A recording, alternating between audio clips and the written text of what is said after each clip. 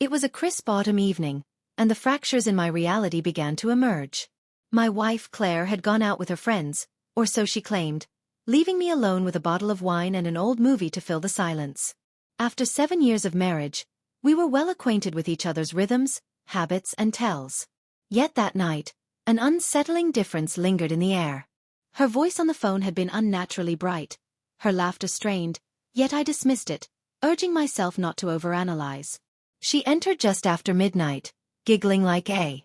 As the teenager crept back past curfew, her cheeks burned with a rosy hue, her hair tousled as if caught in a whirlwind.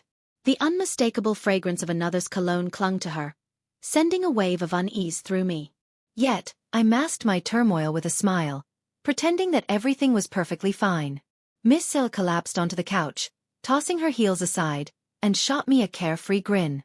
"You're in a good mood," I remarked, placing my glass down.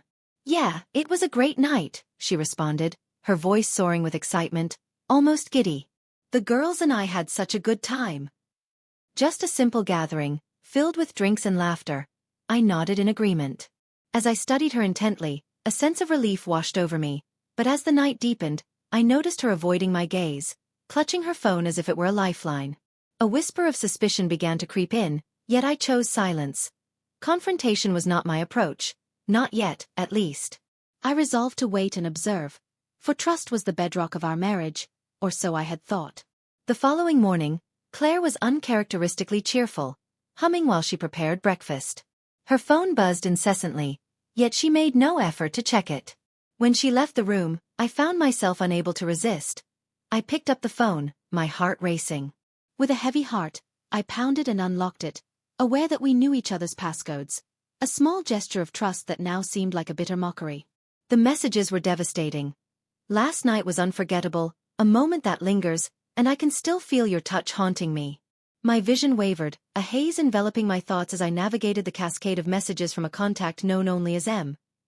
There were images captured in a shadowy hotel room, where secrets lingered in the air. Claire, her laughter ringing out, a glass held delicately in her hand, draped across the shoulders of a stranger. In that moment, my world fractured into a million pieces. The treachery struck me with the force of a blow, leaving me gasping for air. I set the phone down in its original spot, battling the storm of emotions within me. For now, I had to keep my composure. The fury could wait. What I needed was clarity, a plan to navigate the chaos ahead. Claire re-entered the kitchen, completely unaware of my revelation. She pressed her lips to my cheek and offered me a plate of eggs, the moment heavy with unspoken tension. Her smile, as radiant as ever. How could she pretend everything was fine after what she had done? Over the next few days, I became a ghost in my own home, watching, listening, piecing together the extent of her deceit. The one-night stand, as I soon learned, was anything but harmless. It was far from a singular event. Claire and I had been entangled in secret meetings for months, stealing fleeting moments that felt like an eternity. The fury bubbled just beneath the surface, yet I held back, choosing not to confront her. Not just yet. Instead, I turned my attention to collecting proof, meticulously noting every text, every photo, even the receipts she carelessly discarded in her purse. My scheme started to crystallize, accompanied by a chilling sense of fulfillment. On the outside, I maintained the facade of the devoted husband, preparing her beloved meals, chuckling at her jokes, and orchestrating a weekend getaway. Escape only we remain. Claire appeared to breathe a sigh of relief, her expression suggesting that my careful attention had lifted a weight of guilt from her shoulders. Little did she realize, I was meticulously crafting the very foundation for her inevitable unraveling. The weekend trip was my grand opus. I secured a cabin nestled in the mountains, hidden away and breathtakingly beautiful. Claire was ecstatic, overflowing with excitement as she expressed her deep yearning for the escape. I meticulously packed our bags, striving for perfection, even including the hammer equipment for my new hobby. She accepted it without question. The first night unfolded like a dream, or so it seemed, as we sipped wine by the flickering fire. As I reflected on our early days, a dance beneath the stars felt like a fleeting moment, overshadowed by the weight of my intentions for the next morning. I confided in CLA about my desire to capture the scenery, encouraging her to sleep in, and she nestled deeper into the blankets, blissfully unaware. With my gear in hand, I ventured out, but instead of landscapes, I meticulously arranged the cameras within our cabin, seeking the perfect angles to weave the narrative I craved. When CLA finally stirred, I proposed a hike, masking my true purpose with a facade of spontaneity. In a hidden corner of the world, I discovered a breathtaking spot. She hesitated, uncertainty flickering in her eyes, but eventually she relented. We meandered through the trails for hours, and for a fleeting moment, the weight of the past slipped away. Yet, as we returned to the cabin, Claire's phone buzzed relentlessly, her face morphing into a mask of irritation. "Just work stuff," she muttered, brushing off the notifications, but I sensed the truth beneath her words.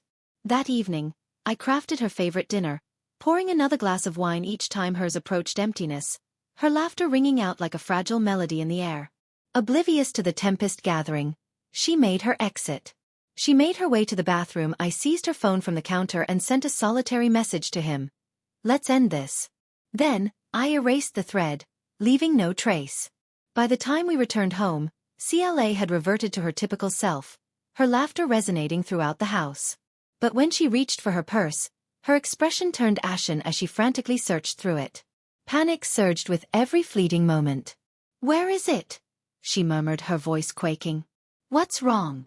I inquired, masking my true feelings with a facade of concern. "My wedding ring," she whispered, tears glistening in her eyes. "Oh. No," I said, my voice dripping with mock sympathy. "When was the last time you had it?"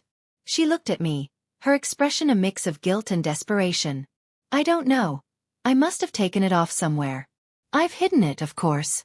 The ring, a symbol of our commitment, was now a tool in my revenge. On the following day, I set my scheme into action. I had crafted a file, meticulously arranged, that laid bare her betrayal in agonizing detail. Photos, messages, even the receipts. I placed it on the kitchen table, fully aware she would discover it. When she did, the color drained from her face.